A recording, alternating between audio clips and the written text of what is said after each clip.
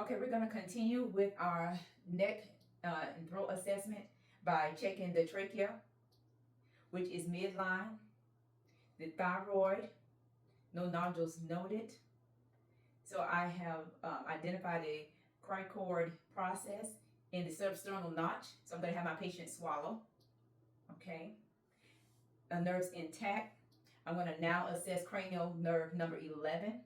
And so I'm going to have my patient shrink shoulders against resistance. Cranial nerve 11 is intact. I am going to assess the patient's carotid artery at this time. And while I'm assessing the carotid artery bilaterally, I'm going to have my patient hold his breath while I assess.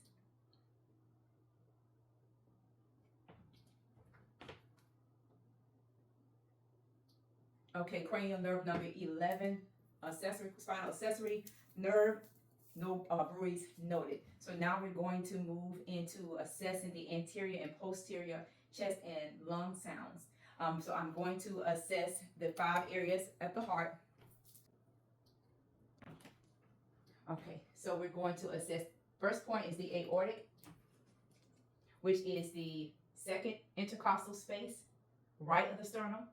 Pulmonic, which is the second intercostal space, right of the sternum. Then we're going to go down to the third intercostal space, left of the sternum, which is Erb's point. Then we're going to move down to the fourth intercostal space, left of the sternum, which is the tricuspid valve. And then we're going to move down to the fourth intercostal space, which is mid-clavicular line. If I would have had a bell, of course, I would assess using the bell as well. So I'm just going to repeat.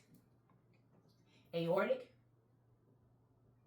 pulmonic, Erb's point, tricuspid, and mitral. Sounds are clear, lung sounds are clear from the anterior space. And now we're going to move to posterior and assess the 6 points, starting at the shoulder blade, moving from left to right. So I'm going to have my patient take a deep breath each time.